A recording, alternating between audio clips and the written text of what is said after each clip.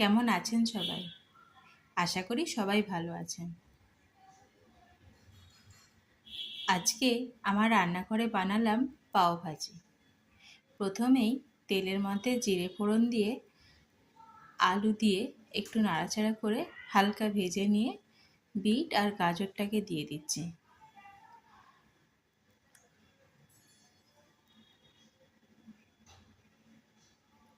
এবারও হালকা নাড়াচাড়া করে দিয়ে দেব টমেটো।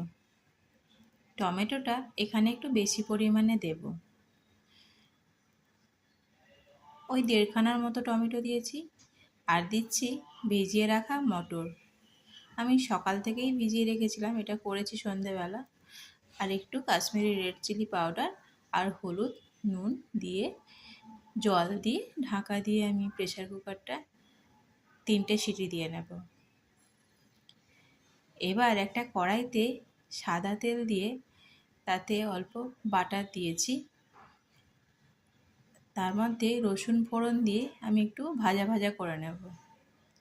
ছোট ছোট করে ক্যাপসিকাম আর অল্প টমেটো কেটে রেখেছিলাম, ওটা দিয়ে একটু নাড়াচাড়া করে দিয়ে দিচ্ছি পেঁয়াজ।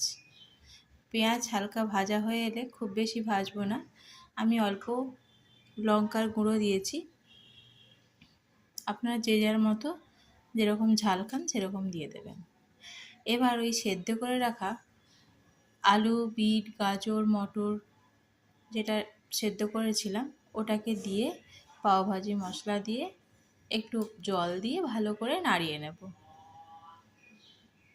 এবার দিচ্ছি পরিমাণ মতো নুন আর বিট নুন। এটা পরিমাণ বুঝেই দিতে হবে, দু রকম নুন তো। শেষে আমি ধনেপাতা দিয়ে দিচ্ছি। এবার গ্যাস অফ করে লেবুর রস দিয়ে রান্নাটা শেষ করব। এইভাবে একবার বানিয়ে দেখুন, ভীষণ ভালো লাগবে। এবার একটা তাওয়াতে একটু বাটার গরম করে নিয়ে দিয়ে দিচ্ছি পাউরুটি। হালকা করে সেঁকে নিয়ে আমি তুলে নেব। এবার আমি পরিবেশন করে নিচ্ছি।